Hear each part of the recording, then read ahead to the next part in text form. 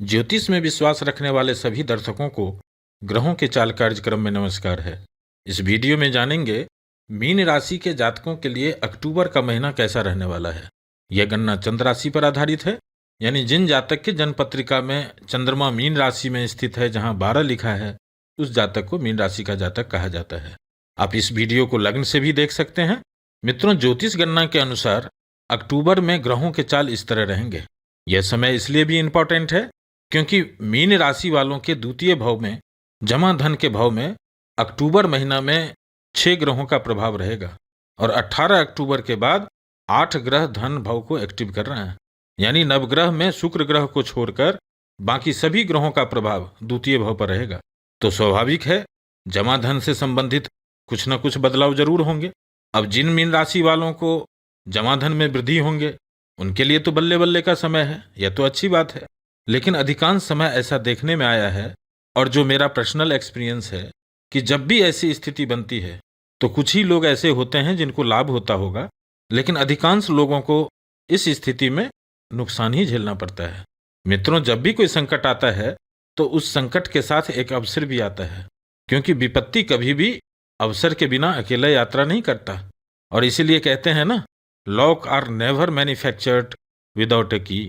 बस विपरीत परिस्थिति पर काबू पालो, फिर अवसर आपका है। लेकिन इसके लिए यह जानना जरूरी है कि विपरीत परिस्थिति है क्या, निगेटिव पक्ष क्या है।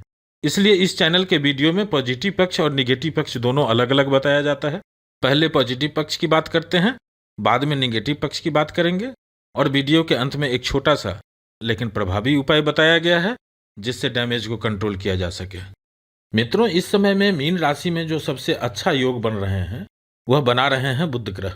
1 अक्टूबर से 18 अक्टूबर तक बुध ग्रह स्वराशि के उच्च अवस्था में मीन राशि वालों के लिए सप्तम भाव से गोचर कर रहे हैं और पंच महायोग में से एक भद्र नामक महायोग का निर्माण कर रहे हैं।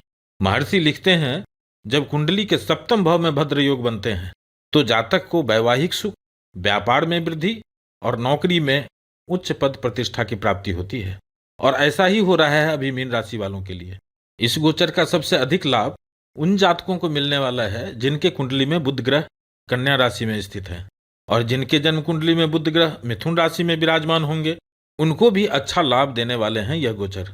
और जिनके जन्म कुंडली में बुध ग्रह किसी और राशि में बैठे हैं उनके लिए भी यह गोचर अच्छे परिणाम देंगे, लेकिन कंडीशनल होगा।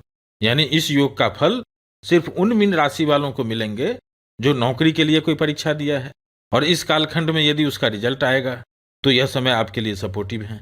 यदि आप नौकरी की तलाश कर रहे हैं तो इस समय में कुछ न कुछ बात बनना प्रारंभ होगा। जो लोग व्यापार कर रहे हैं उनको भी इस समय में कुछ नई डील मिल सकती है। यदि आप अपने जीवन साथी पार्टनर के नाम से बिजनेस कर रहे हैं तो उनके लिए यह समय और अधिक लाभ लेकर के आएंगे। यदि आपका काम होम अप्लायंस का है, घर में यूज करने वाले सामानों का व्यापार का है, तो आपको भी इस कालखंड में कुछ बड़े ऑर्डर मिल सकते हैं। जो लोग भवन वाहन से संबंधित कारोबार करते हैं, बिल्डिंग मटेरियल से, डेकोरेटर का व्यापार करते हैं या इससे संबंधित नौकरी करते हैं, तो इस समय में आपको अधिक लाभ होंगे। डे टू डे इनकम में वृद्धि होंगे, आपका मान सम्मान में वृद्धि होंगे। इस तरह का योग बना रहे हैं यहाँ पर बुध ग्रह। अब आगे बढ़ते हैं। इस समय जो मीन राशि में दूसरा पॉजिटिव योग बन रहे हैं वह बना रहे हैं मंगल और बृहस्पति ग्रह। मित्रों, यहाँ ध्यान से समझिएगा। महर्षि लिखते हैं, जब भाग्य भाव का स्वामी, कर्म भाव का स्वामी और लग्न भाव का स्वामी का किसी भी तरह से संबंध बनता है तो राजलक्ष्मी योग बनते हैं। और अभी 3 अक्टूबर के बाद मीन राशि वालों के लिए भाग्य भाव का स्वामी मंगल ग्रह, कर्म भाव का स्वामी और लग्नेश बृहस्पति ग्रह की दृष्टि संबंध है। तो यह स्थिति राजलक्ष्मी योग तो बनाते ही हैं, साथ ही साथ जब जब बृहस्पति और मंगल ग्रह दृष्टि संबंध या युति में होते हैं तो मीन राशि वालों के लिए गुरु मंगल राजयोग बनाते हैं, जिसके कारण यह युति आपको ऊर्जावान बनाएंगे और आपके लिए क्या अच्छा होगा उस दिशा में शक्ति प्रदान करेंगे। एक बात और भी बताता चलूं, गुरु मंगल राजयोग का सबसे अधिक लाभ मीन राशि वालों को ही मिलता है, क्योंकि मीन राशि के कुंडली में ही सिर्फ यह स्थिति बनती है जहां गुरु और मंगल दोनों योग कारक ग्रह भी होते हैं और नवम भाव के स्वामी, दसम भाव के स्वामी, लग्न भाव के स्वामी और धन भाव का स्वामी गुरु और मंगल ग्रह ही होते हैं। वैसे इस योग का पूर्ण परिणाम इस गोचर में नहीं मिलेंगे, क्योंकि भाग्य भाव और धन भाव दोनों का स्वामी मंगल ग्रह होते हैं और इस समय में मंगल ग्रह अष्टम से गोचर कर रहे हैं। यह स्थिति को थोड़ा कमजोर कर रहे हैं, लेकिन इस स्थिति को बहुत कमजोर नहीं कहा जा सकता है, क्योंकि काल पुरुष के कुंडली में अष्टम भाव का स्वामित्व मंगल ग्रह के पास ही होता है और द्वितीय भाव में, धन भाव में बृहस्पति ग्रह को कारक ग्रह कहा गया है। बृहस्पति ग्रह का शुभ गोचर कहा गया है। इसलिए इस समय में यदि आप मानसिक रूप से कमजोर हो रहे थे, आंतरिक रूप से कमजोर फील कर रहे थे, तो अक्टूबर के महीने में आप एनर्जाइज रहेंगे। मित्रों, आप यहां खुद ही समझ सकते हैं कि इस समय में मंगल ग्रह गुप्त धन के भाव में गोचर कर रहे हैं और इनकी एक दृष्टि लाभ भाव पर है और इस भाव में मंगल ग्रह उच्च के होते हैं और दूसरी दृष्टि धन भाव पर है। इस भाव का स्वामित्व भी मंगल ग्रह के पास ही है और तीसरी दृष्टि पुरुषार्थ के भाव पर है। यानी इस समय में मंगल ग्रह साफ साफ संकेत दे रहे हैं कि इस कालखंड में परिश्रम भी होंगे, भागदौड़ भी होंगे, उससे लाभ भी होगा और जमा धन में वृद्धि भी होंगे। अब इस योग का सबसे अधिक लाभ उन मीन राशि वालों को मिलने वाला है जो लोग द्वितीय भाव से संबंधित कार्य करते हैं या अष्टम भाव से संबंधित काम करते हैं, जो लोग वाणी से संबंधित काम करते हैं, जैसे राजनेता, consultant, advocate, news reader, reporter, professor, अध्यापक, गायक, कवि, अनाउंसर, यानी जिनका कार्य बोलने से है, और जो लोग आर्मी, पुलिस फोर्स या किसी रिसर्च में हैं, सर्जरी के क्षेत्र से, फार्मा के क्षेत्र से जुड़े हुए हैं, जो लोग औजार बनाने का, हथियार बनाने का, पटाखा बनाने का काम करते हैं, किसान भाइयों के लिए जो लोग माइनिंग से जुड़े हुए हैं, खुदाई करने का काम करते हैं, टनल बनाने का काम करते हैं, जमीन के अंदर का खुदाई का काम करते हैं, यानी जमीन के नीचे होने वाले काम में जुड़े हुए हैं, उनको भी इस समय में लाभ होते हुए देखेंगे। कुछ न कुछ इंक्रीमेंट दे करके जाएंगे यह युति। और मजे की बात यह है कि यह योग 3 अक्टूबर से 15 नवंबर तक लगभग 45 दिन के लिए बन रहा है। अब किनको कितना मिलेगा और कब मिलेगा आप जानते हैं, यह डिपेंड करता है आपके जन्म कुंडली में ग्रहों की स्थिति क्या है और दशा अंतरदशा की क्या स्थिति है। यह गोचर तो अच्छे हैं और इसका सम्मिलित परिणाम भी आपको देखने को मिलेंगे। कुल मिलाकर यह शुभ परिणाम लगभग 27 अक्टूबर से 10 नवंबर तक प्रभावी रहेगा। इस समय में कुछ अच्छे परिणाम देखने को मिल सकते हैं। हाँ, एक बात और बताता चलो, इस गोचर काल में अष्टम भाव में मंगल ग्रह का गोचर हो रहा है, तो जिन लोगों का पैतृक जमीन का कोई विवाद चल रहा है उनको इस समय में बंटवारे के लिए सबसे आगे नहीं जाना चाहिए।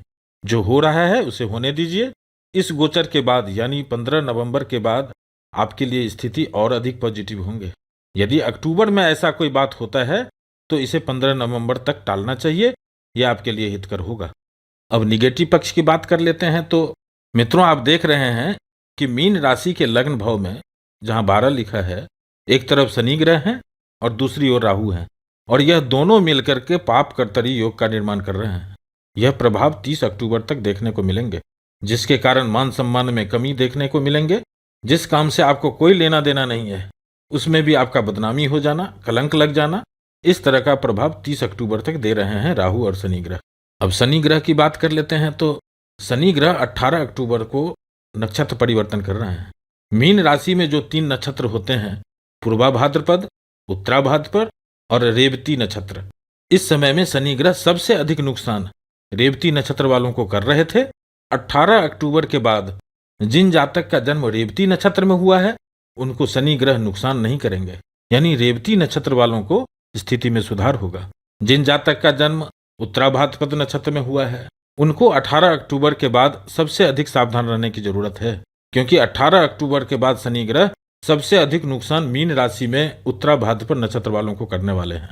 जबकि जिन जातक का जन्म पूर्वा भाद्रपद नक्षत्र में हुआ है उनकी स्थिति एज इट इज बनी रहेगी, यानी अभी जैसे शनि ग्रह का प्रभाव है 18 अक्टूबर के बाद भी सेम स्थिति बनी रहेगी।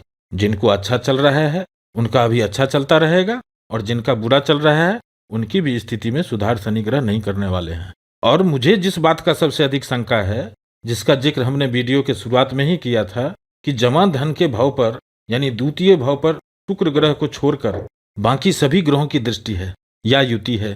और मेरा पर्सनल एक्सपीरियंस है कि जब जब भी यह स्थिति धन भाव के साथ बनता है, हो सकता है किसी किसी को इस स्थिति में बहुत अच्छा हो जाएगा, लेकिन अधिकांश लोगों को नुकसान होने का संकेत दे रहे हैं नवग्रह। इसलिए आप लोगों से निवेदन है कि इस समय में किसी को पैसे उधार ना दें, कर्जा ना दें किसी नए प्रोजेक्ट में इन्वेस्टमेंट ना करें। ऑनलाइन पेमेंट करते समय सावधान रहें। यात्रा के दौरान यदि आप खुद गाड़ी ना चलाएं, यह आपके लिए बेहतर होगा, खास करके अक्टूबर के महीने में। और यदि गाड़ी चला भी रहे हैं तो इस समय में उत्तेजित होने से बचें, अन्यथा कुछ बड़ा नुकसान हो सकता है। क्योंकि इस समय में आप देख रहे हैं छठे भाव, 8वें भाव और 12वें भाव में शुक्र, सूर्य और शनि ग्रह विराजमान हैं। और यह तीनों ग्रह मीन राशि वालों के लिए मेलेफिक, मारक ग्रह होते हैं, अशुभ परिणाम देने वाले होते हैं। तीनों के तीनों ग्रह विपरीत राजयोग बना रहे हैं, जो साफ साफ संकेत दे रहे हैं कि कुछ बड़े बदलाव हो सकते हैं। कुछ लोगों को बहुत बड़े लाभ हो सकते हैं, लेकिन अधिकांश लोगों को बहुत बड़ा नुकसान हो सकता है। इसलिए जो भी पैसे हैं अक्टूबर के महीने में, आप मान करके चलिए कि आपके पास यह पैसे नहीं हैं या आपका पैसा है ही नहीं, इसको टच ही मत कीजिए, अन्यथा राहु भ्रमित कर सकते हैं। और शनि की दृष्टि भी है, और शनि की 7.5 भी चल रही है। शुक्र की भी दृष्टि खर्चे के भाव पर है। यहाँ शुक्र ग्रह भी अपना शान बढ़ाने में फालतू के खर्चे करवा देते हैं, और कभी कभी तो कर्जा भी करवा देते हैं। आजकल तो क्रेडिट कार्ड से कर्जा मिल जाते हैं। लग्जीरियस वस्तु की खरीदारी में खर्चा करवाने वाले हैं शुक्र ग्रह, इस बात से बचना चाहिए। अब इस समय को अच्छा कैसे बनाया जा सकता है, इसके लिए जब भी समय मिले अपने आराध्य को नमन करें, महादेव को ध्यान करें। राहु और शनि से होने वाले परेशानी में कमी होते हुए देखेंगे। मीन राशि वालों को अभी नित्य बृहस्पति ग्रह का बीज मंत्र करना चाहिए, ओम ब्रिंग बृहस्पतियै नमः। जब भी समय मिले शनि का बीज मंत्र करना चाहिए, ओम टांग प्रिंग टांग सह शन्यै नमः। और इस विश्वास से हनुमान चालीसा का पाठ करें। जो यह पढ़े हनुमान चालीसा, जो हनुमान चालीसा पढ़ेंगे होय सिद्ध साखी गौरीसा, उनका कार्य सिद्ध होगा। इस बात का साक्षी गौरीसा महादेव हैं। फिर उपस्थित होंगे एक नई वीडियो के साथ। नमस्कार।